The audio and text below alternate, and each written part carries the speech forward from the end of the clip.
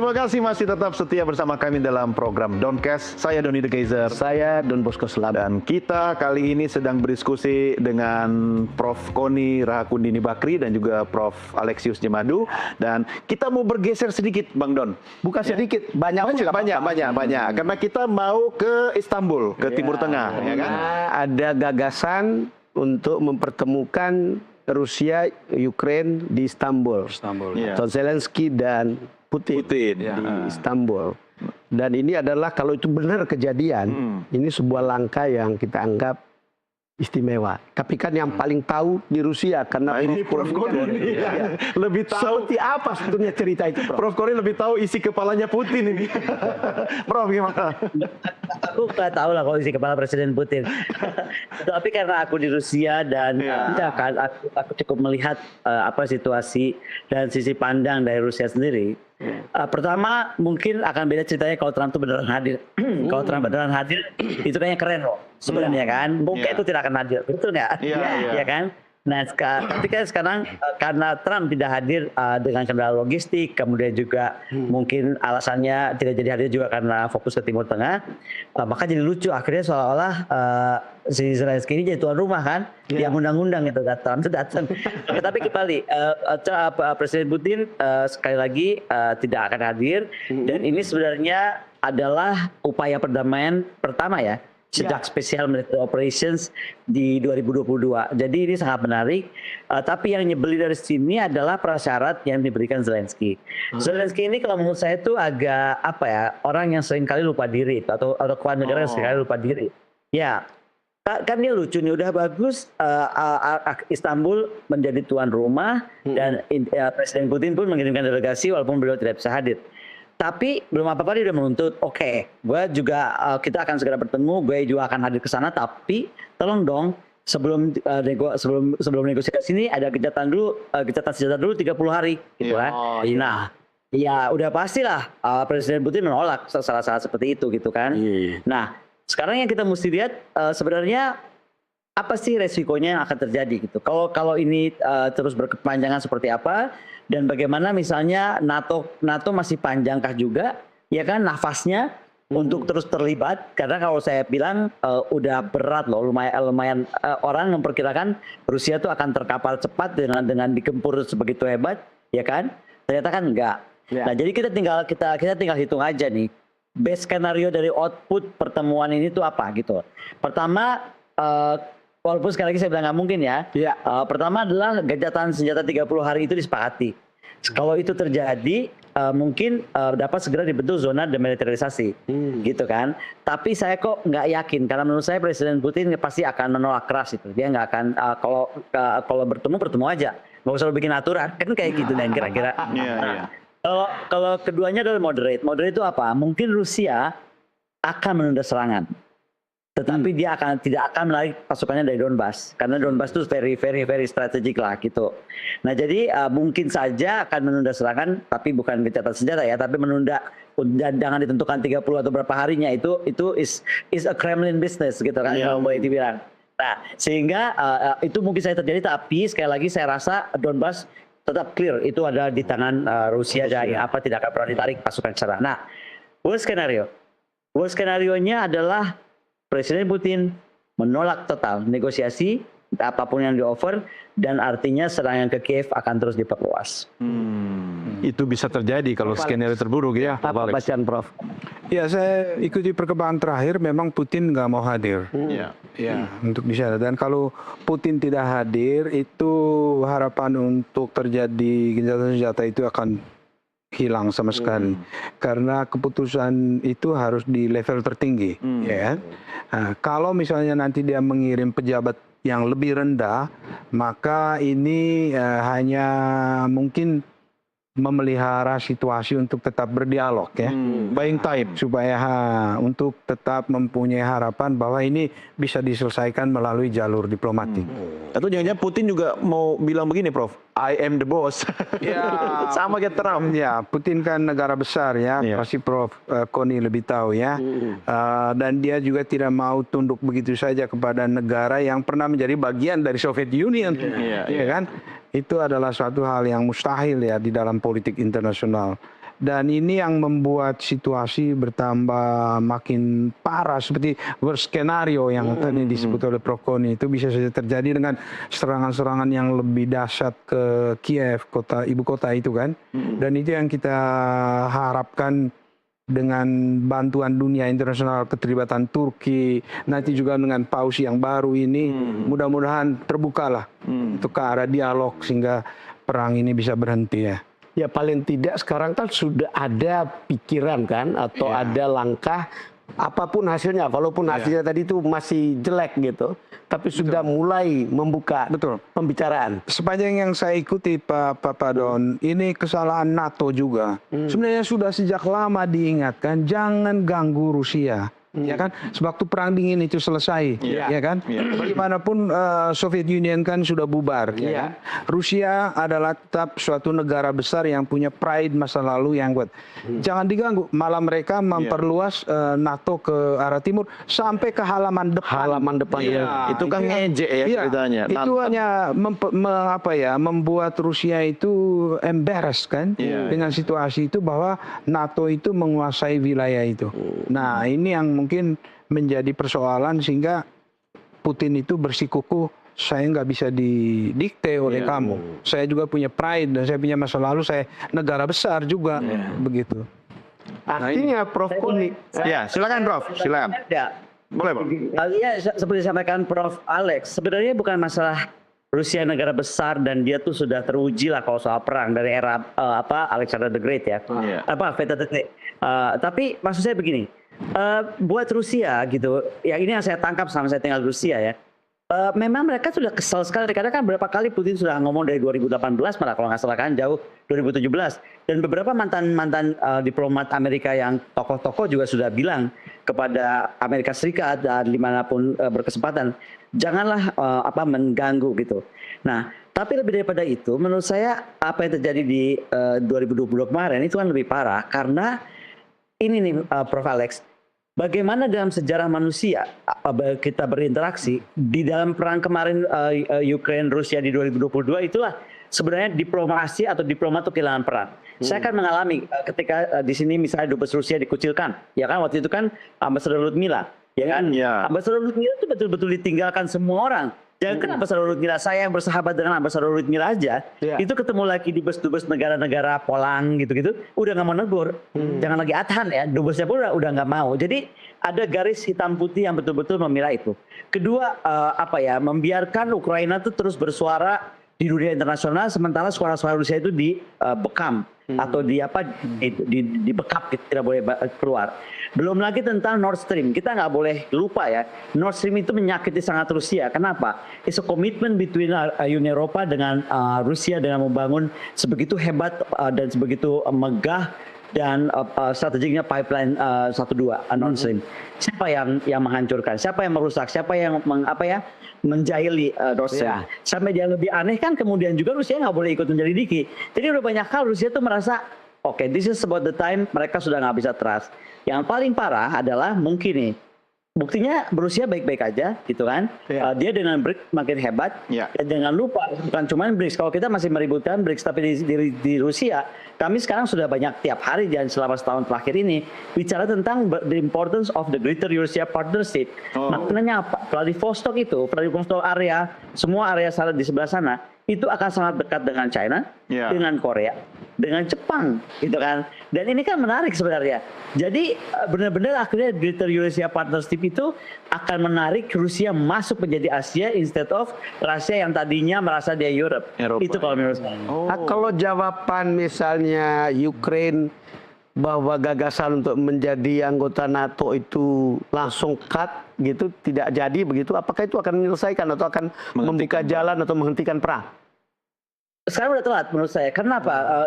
Negara-negara yang lain udah ikut-ikutan. Polandia tiba-tiba mau, ya kan? Finlandia juga, ya kan? Which is negara yang tadinya dianggap netral atau dianggap nggak akan ikut-ikutan sudah mengambil posisi, dan of course ini merubah semuanya. Contoh saja ya, saya kan tinggal di Saint Peters. Jadi kalau saya main ke Viborg itu sekitar 3 jam, dan di sana ada kastil yang sangat terkenal karena kastil itu tadinya punya raja atau pangeran Finlandia yang kemudian direbut oleh Rusia. Nah, daerah-daerah seperti Vibok, daerah-daerah seperti Karelia, tempat berlibur Presiden Putin, itu sekarang susah dimasuki.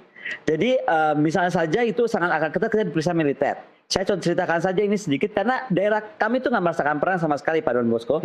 Tapi ketika saya masuk ke Karelia, ingin misalnya, Presiden Putin sedang berlibur ke sana nih, berkuda, ayo kita ke sana gitu kan. Itu penjaganya udah militer yang jaga, dan nggak sebenarnya nggak terlalu ribet, tapi yang paling ribet itu adalah satu, sebenarnya kan kita nggak boleh memberikan email.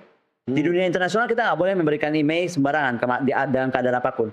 Tetapi di Rusia, ya kan, demi keamanan nasional, kalau kamu mau masuk ke sana, ya udah email kamu tinggalkan, gitu. Jadi ini menarik gitu. Nah, tapi kalau itu untuk di Karelia ya. Tapi kalau untuk di Vyborg itu sama sekali nggak boleh masuk. Yang boleh masuk hanya warga negara Rusia atau orang yang sudah hold green card Rusia. Gimana ini kalau cukupnya nih, yang warga negara Rusia juga mau masuk, jadi serem-serem lah yang masih muda-muda, karena bisa-bisa dia nggak balik lagi disuruh jaga. Prof Koni, menurut Prof Koni, ini Rusia akan lebih mempertahankan status quo perang dengan Ukraine karena soal dignity, atau kata Anda tadi kan sudah terlambat untuk berdamai sekarang itu. Kira-kira seperti apa ini kondisinya? Ya kalau saya gabungkan tadi antara dignity, antara juga rasa ingin menghukum balik, pasti itu, ya kan. Kebayangkan, gitu loh. Kita mesti lihatnya kan nggak cuma dalam kasus special military operation-nya, tapi bagaimana Rusia dihianatinya, itu yang mungkin paling menyakitkan buat Rusia kan. Yang kedua, misalnya bagaimana semua uang yang di-freeze tanpa ada court apapun di dunia ini, ya kan? Nggak ada. Tiba-tiba uangnya Putin dan kawan-kawan itu di-freeze. Jangankan Presiden Putin dan kawan-kawan. Saya ini kan member Valdai Club. Uangnya Valdai Club itu dan semua yang ada petinggi-petinggi di Valdai itu juga di-freeze gitu. Dan jadi memang udah banyak sekali perlakuan Barat itu terhadap Rusia yang sangat keterlaluan menurut saya, sehingga di sini tuh udah bukan cuma masalah dignity, tapi adalah masalah menghukum balik gitu. Menghukum balik, oke Barat, kamu yakin ya, kamu nggak perlu kami gitu kan? Kira-kira gitu. Kamu yakin nih, nah sementara saya akan bikin satu hal. Nah, tadi saya menarik Prof. Alex menyinggung soal Pope Leo. Pope Leo memang diharapkan akan membawa perdamaian dunia, betul. Tetapi jangan lupa, Pope Leo itu kemarin baru mendapatkan surat cinta dari Burkina Faso Presiden. Si Burkina Faso Presiden ini presiden yang sangat muda, 34 atau 37 tahun ya saya lupa. Tapi dia sahabat sangat dengan Putin. Dan kalau kita perlihatkan suratnya itu kan sangat menuntut tentang apa persamaan dunia itu, apakah kamu bisa bertindak fair gitu. Ketika di Afrika terjadi dan ketika tidak di Afrika terjadi. Intinya kira sama kan? Ada rasa sakit dari masyarakat Afrika yang bertemu dengan rasa sakit masyarakat Rusia. Iya kan? So it's not that easy untuk melihat itu seolah-olah cuma hitam putih. Oh nanti kalau mereka mundur lagi dari NATO, ini kan ada luka-luka, termasuk kasus Nord Stream. Nord Stream itu membuat parah sekali. Saya di Saint Petersburg State University sekarang menjadi distinguished professor, which is very hard untuk menjadi distinguished professor di Rusia itu. Tetapi yang paling menarik, siapa lagi yang menjadi distinguished professor selain saya? Itu adalah mantan Perdana Menteri.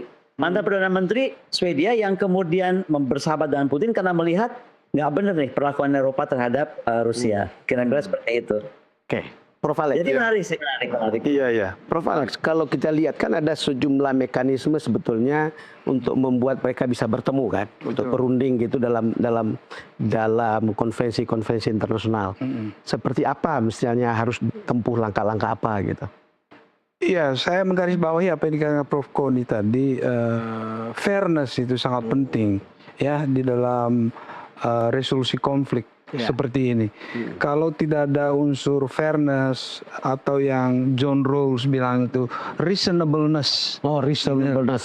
Bertindak reasonable ya, berdasarkan hal-hal yang dipahami oleh akal sehat ya, bertindak reasonable, adil, fair terhadap yang lain, itu resolusi konflik akan sulit sekali terjadi.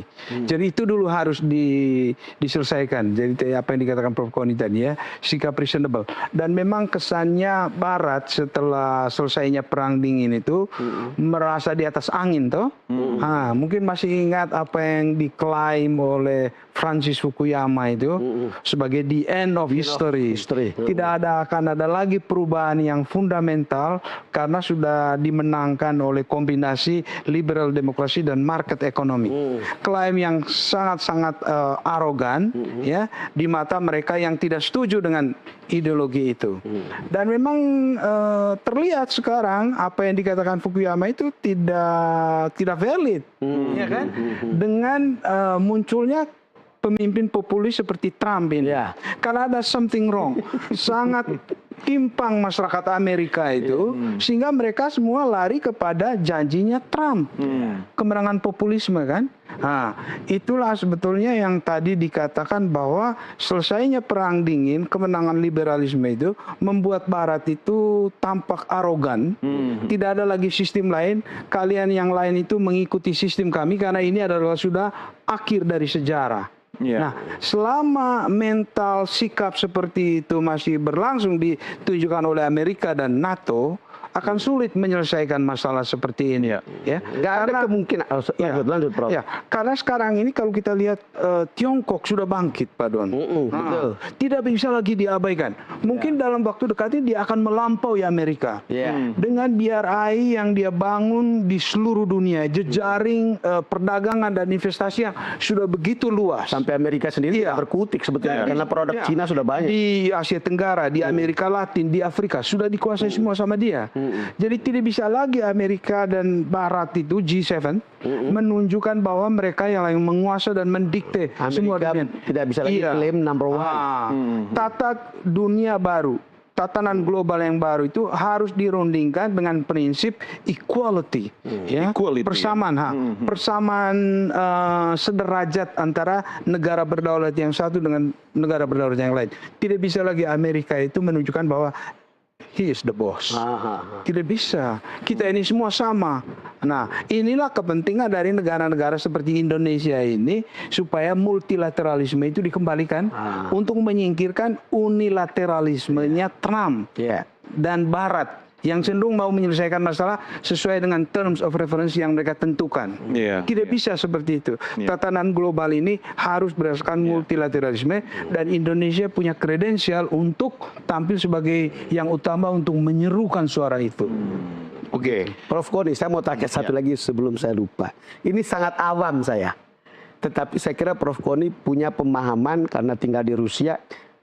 Apa mungkin Putin bisa memanggil saja Zelensky, kita duduk berdua? Ini sangat awam, Pak. Kayaknya nggak mungkin karena kalau kita mungkin kalaupun Presiden Putin mau, rakyat Rusia nggak mau ya.